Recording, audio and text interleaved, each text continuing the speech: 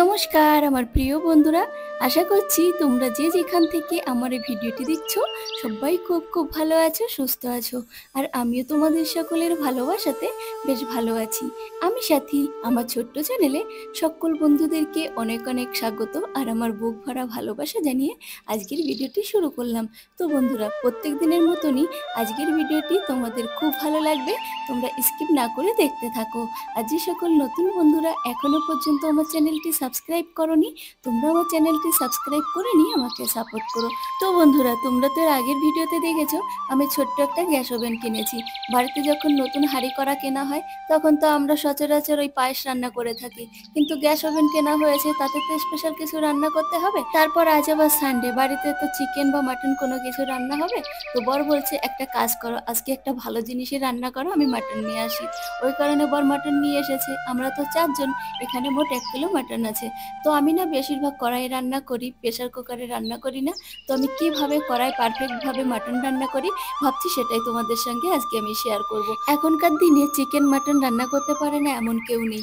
তবে কি বলতো বন্ধুরা, গ্রামের বাড়িতে তো প্রেসার কুকার বলতে গেলে সেরকম নেই, কিন্তু মাটন সবাই খেতে খুব ভালোবাসে। তারা কিভাবে কড়াইতে প্রেসার কুকার ছাড়া রান্না করবে সেটাই আজকে আমি তুলে ধরার চেষ্টা করছি।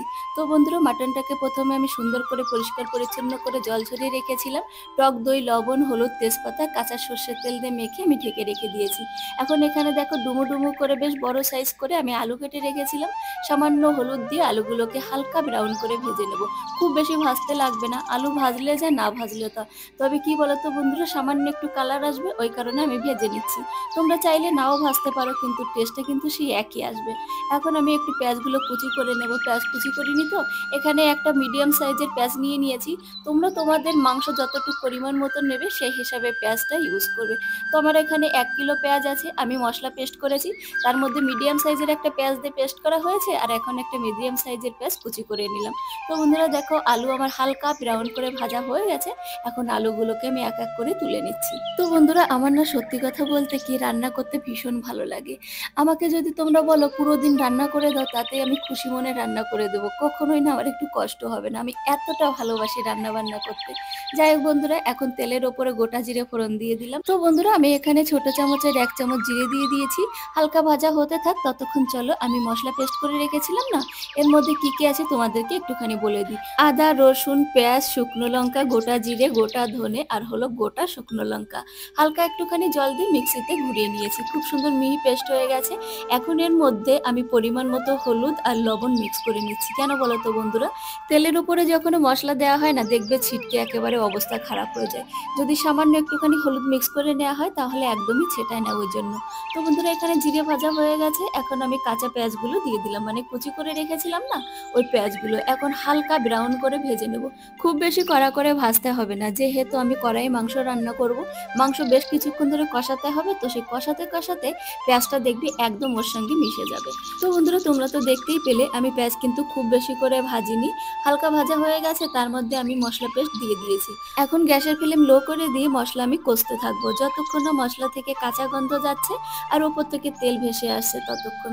তো চলো বন্ধুরা, দেখো মোটামুটি 1 মিনিট মতন আমি মশলা কষিয়ে নিয়েছি, ওপর থেকে তেলও ভেসে উঠেছে। এখন আমি মাটনের মধ্যে দিয়ে দিচ্ছি। তো বন্ধুরা, তোমরা আরো একটা কাজ যদি করতে পারো তাহলে তো বেশ ভালোই হয়। মাটন রান্না করবে তো পরিষ্কার পরিচ্ছন্ন করে ধুয়ে ম্যারিনেট করে ফ্রিজের মধ্যে 1 ঘন্টা মতন রেস্টে রেখে দেবে, তাহলে খুব তাড়াতাড়ি সিদ্ধ হয়ে যায়, জানো তো বন্ধুরা। আমার আবার বেশিক্ষণ ফ্রিজে রাখা মাংস না একদম খেতে ইচ্ছা করে না, ওই জন্য আমি সঙ্গে সঙ্গে মেখে রান্না শুরু করে দিই। তো বন্ধুরা, তোমরা একদিন ট্রাই করে দেখতে পারো, বেশ ভালো হবে আমার তো মনে হয়। আর তোমরা কারা কারা বন্ধুরা পুরো রাত ফ্রিজের মধ্যে মাংস ম্যারিনেট করে রেখে রান্না করেছো, কমেন্টে জানিও। আর খেতে কেমন লাগে মাংসটা সেটাও জানিও, কারণ আমি অনেককে দেখেছি পুরো রাত ম্যারিনেট করে ফ্রিজের মধ্যে রেখে দেয়, ওই জন্য আর কি। তো বন্ধুরা, এখানে দেখো মাংস মোটামুটি কষা হয়ে গেছে, জল জল আছে অবশ্য। এখন এর মধ্যে আমি আলুগুলো দিয়ে দিলাম। যেহেতু আলু আমি বড় বড় করে কেটেছি, আলু সেদ্ধ হতে তো টাইম লাগবে। আমি বেশিরভাগ কি করি বলো তো বন্ধুরা, চিকেন চিকেন বা মাটন রান্না করতে হলে বেশ ডুমু ডুমু করে আলু কেটে দিয়ে দিই, তাতে কি দেখতে ভালো লাগে আর খেতেও তো বেশ ভালো লাগে। তো বন্ধুরা আমার এখানে মাটন কষানো হয়ে গেছে, এখন এর মধ্যে গরম জল দিয়ে দেবো। আমি আগে থেকে জল গরম করে রেখেছিলাম। আমি যে কোনো জিনিস রান্না করতে হলে না গরম জলই ইউজ করি, তাহলে খুব ভালো টেস্ট হয় আর তাড়াতাড়ি সিদ্ধ হয়ে যায়। তো বন্ধুরা দেখো আমি রান্না করছি, সেই তখন থেকে প্রিন্স আমার পাশ দিয়ে না ঘুরঘুর করছে। ও মাংসর গন্ধ না পেলে বুঝতে পারে যে বাড়িতে স্পেশাল কিছু রান্না হচ্ছে। দেখো কড়াইয়ের দিকে দেখছে আর ওয়েট করছে মাম্মি কখন আমাকে খেতে দেবে। ওর জন্য আলাদা করে মেটে নিয়ে আসা হয়েছে বন্ধুরা। এই যে চিকেন বা মাটন না একটুখানি আঁশাশ টাইপের হয়, ওই জন্য খেতে পারে না, তাই ওর জন্য ওর পাপা মেটে নিয়ে এসেছে। আমি অন্যদিকে গ্যাসে না ওর মেটেটাও সিদ্ধ বসিয়ে দিয়েছি, তাড়াতাড়ি করে হয়ে গেলে ওকে খেতে দিয়ে দেবো। এখানে মাটনটা রান্না হতে থাক, ততক্ষণ আমি স্যালাড কেটে নিই। এখানে দুটো শসা নিয়েছি, বড় সাইজের একটা পেঁয়াজ আর একটা টমেটো। টমেটো আমার একদমই ভালো লাগে না কাঁচা কাঁচা খেতে, কিন্তু আমার বরের ভীষণ ভালো লাগে, তাই বলছি একটাই টমেটো কাটো, কারণ অন্য কেউ তো খাবে না ওই জন্য। আর এখানে দেখো বন্ধুরা আমার প্রিন্স আমার পাশে এখনো পর্যন্ত বসে রয়েছে। তো আমি এখানে স্যালাড কেটে ফ্রিজের মধ্যে রেখে দিচ্ছি, কারণ ঠান্ডা ঠান্ডা স্যালাড খেতে ভীষণ ভালো লাগে। তো বন্ধুরা এখানে দেখো আমার মাটনের কালার হয়েছে, দেখেছো একেবারে দুর্দান্ত, আর একদম সিদ্ধও হয়ে গেছে। কি বলতো বন্ধুরা, যে কোনো জিনিস যদি রান্না করো তাতে যদি কালার ভালো না হয় না খেতে ইচ্ছা করে না। কালার যদি ভালো হয় বুঝবে সে রান্নাটাও ভালো হয়েছে, তাই না বলো বন্ধুরা? আমার তো সেটাই মনে হয়। তো এখন একটুখানি চেক করে দেখবো লবণ হয়েছে কিনা, কারণ আমি ম্যারিনেট করার সময় লবণ দিয়েছিলাম, তারপরে আর দেওয়াই হয়নি। তো দেখলাম বেশ ভালোই কম লবণে, তাই একটুখানি লবণ অ্যাড করে দিচ্ছি। আর আমার বোন না এখানে ক্যামেরা অন করে বসে রয়েছে, তাই আমি বলছি তুমি সবকিছুই দেখাবে যে আমি চেক করে দেখছি। বলছে তো কি হয়েছে, যারা যারা রান্না করে সবাই একরকম করে চেক করে দেখে। যাই হোক বন্ধুরা দেখো কথা বলতে বলতে আমার মাংস রান্নাটাও মোটামুটি হয়ে এসেছে। তো এর ওপর থেকে থেতো করা কাঁচা লঙ্কা, গরম মশলা বাটা দিয়ে দিয়েছি। তো গরম মশলা বাটার মধ্যে একটা স্পেশাল মশলা অ্যাড করেছি, সেটা হলো জয়িত্রী।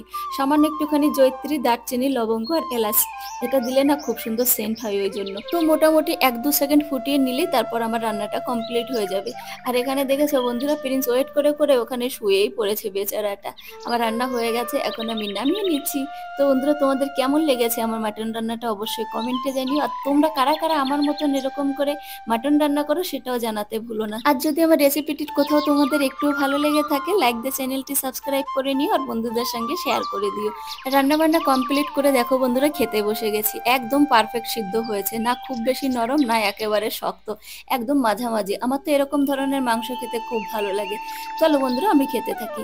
তোমরা যে তোমাদের মূল্যবান সময় নষ্ট করে আমার ভিডিওটি দেখেছো, তাই আমার তরফ থেকে আন্তরিক প্রীতি, অনেক অনেক ভালোবাসা। এভাবে আমাকে সাপোর্ট করো, পাশে থেকো। আর হ্যাঁ বন্ধুরা, তোমরা কে কোথা থেকে আমার এই রেসিপিটি দেখেছো আমাকে কমেন্টে জানিও, তাহলে আমার খুব ভালো লাগবে। চলো বন্ধুরা আজকের ভিডিওটি এই পর্যন্ত, দেখা হচ্ছে পরবর্তী নতুন আর একটি ভিডিওতে।